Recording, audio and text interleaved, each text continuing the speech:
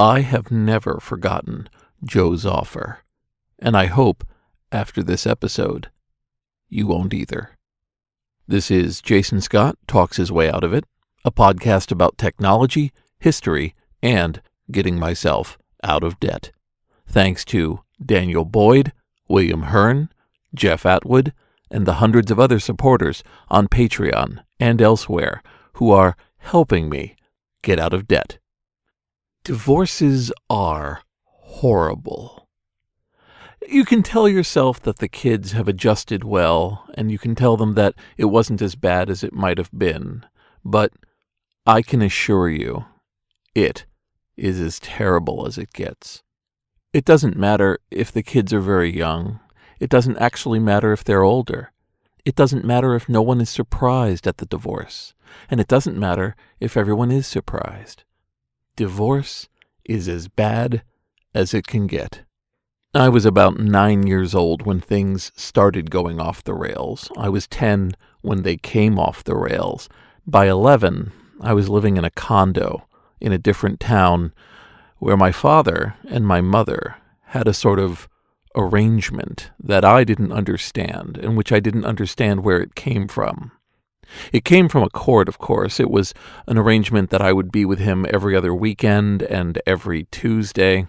And besides seeing my father with my brother and sister and going someplace and hanging out with him for a few hours, or perhaps going back to the house that we used to live in and being there for a weekend, there were also all of these uncomfortable moments kind of bundled up like yarn in my memory of my parents interacting with each other during the transfer of the kids. Sometimes it would have my parents negotiating, discussing, arguing, either about alimony or arrangements or something that one liked that the other didn't, or one of the many things that involves the kids, the kind of collaboration that parents need to have. And I've had a long time to process all of the effect that that had on me. I've long ago decided that this was what set me off on my impulse to archive everything I interacted with, especially online.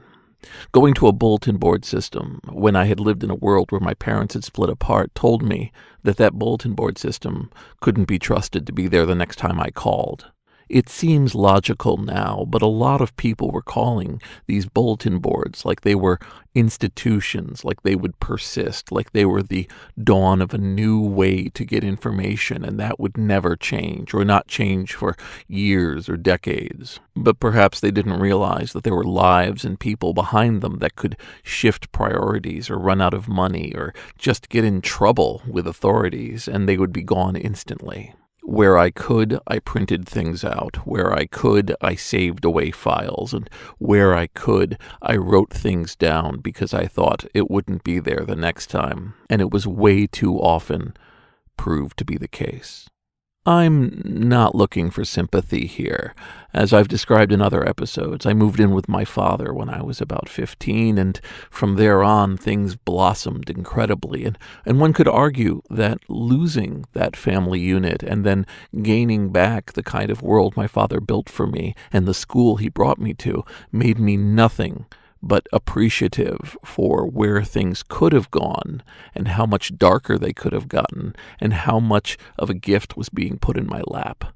I have a pretty happy ending, but that time from 11 to 14, it was pretty dark. Rage and confusion and loss and the opportunity for me to go down some really dark paths if I had chosen to. But there was one bright moment that I still recall 30 years later that I wanted to talk about. I have a number of family members and relatives, cousins and second cousins and grandparents and aunts and uncles all throughout the area, and all pretty near where I was living in my teens. As one does, there would be family events or parties or going out to dinner. I got to see my family, and some of them were kind of weirded out by this strange kid, but a lot of them were really open and wonderful to me throughout my teen years and certainly to the present day. All of them knew about this rough divorce and these 3 kids that were kind of going wild and a little bit unsupervised in some ways. And I think they all thought about different ways they could reach out. And among them was Joe. Joe and Sylvia lived down the highway from where I was living with my mother. Just one small trip down 84. It was pretty easy to find, and I only saw them once or twice. They had a condo. They were older. Joe liked to wear Hawaiian shirts. He had a big round face, these eyes that were constantly smiling, and as my father put it, he used to know how to party. Apparently, he'd been quite the life of the party. He was, in other words, a fun guy.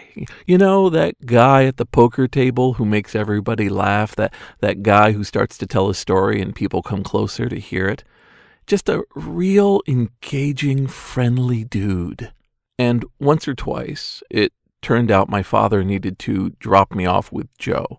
Even though I was technically with my dad for the weekend, he'd have some sort of thing that needed him for just a few hours, and Joe and Sylvia were able to take the kids in just to watch us until Dad could get back. And it's the usual level of awkwardness and reaching out when your older relative is hanging out with you at their house with all of its tchotchkes and art and sitting down and trying to figure out what games you might want to play. This was not a place I was going to get to play the 2600.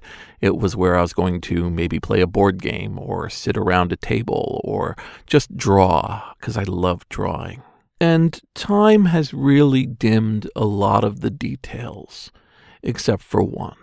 My father was coming to pick us up, and we were packing up to leave, and I think my brother and sister had already gone outside to wait. And Joe turned to me, and he put his hand on my shoulder, and he made a serious face. Now, Joe did not have a face that was designed to be serious.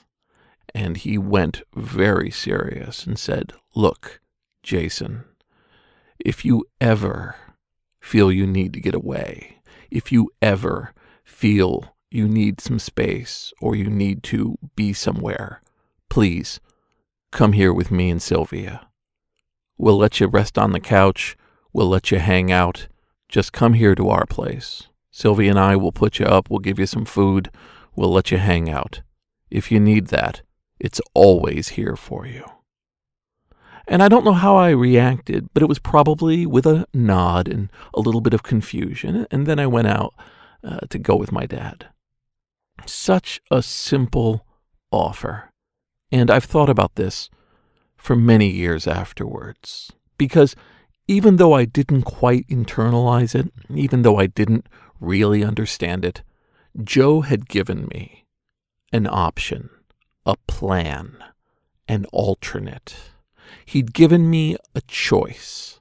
If I had found myself despairing or feeling trapped or feeling miserable, instead of bundling myself up onto a bus in some random location or walking in an undetermined direction because I couldn't think of where else to go, or perhaps even doing something to myself or those around me, I had a choice.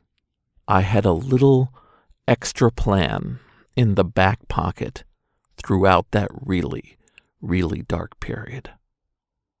I don't know how much it changed me. I don't know how much it made things different for me, but I feel like it did.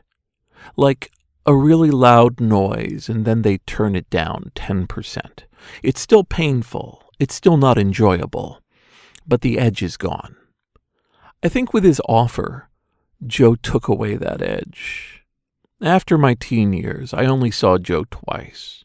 One of them was at my Uncle Danny's funeral, where he was in a car, and it had been many, many years. But I tried to talk to him as he was being driven away and to tell him what had happened, and I could see the lack of recognition about that in his eyes. So he nodded somewhat knowingly, and off he went.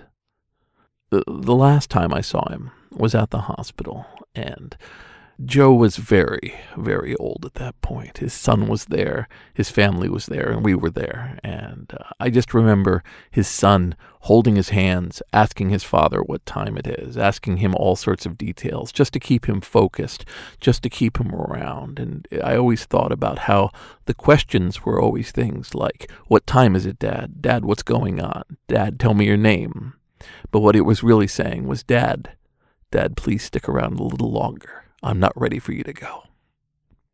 So Joe Sherman isn't with us any longer, but I never forgot his offer. And in my 20s, when I was rife with the kind of income that a young technical person might have, and when I had my own place, I reached out to a number of people where I knew that they were in their teens, who I could tell in some small way that they were struggling. Maybe they just had a lot on their mind. Maybe they would easily go on through life with no trouble whatsoever. But I made my offer.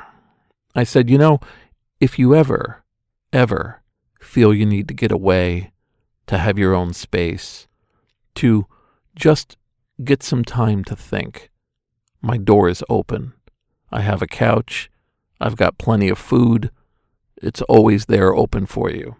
Just say the word. And, like myself, they never took me up on Joe's offer. But I like to think, in some small way, they had an option in the back pocket.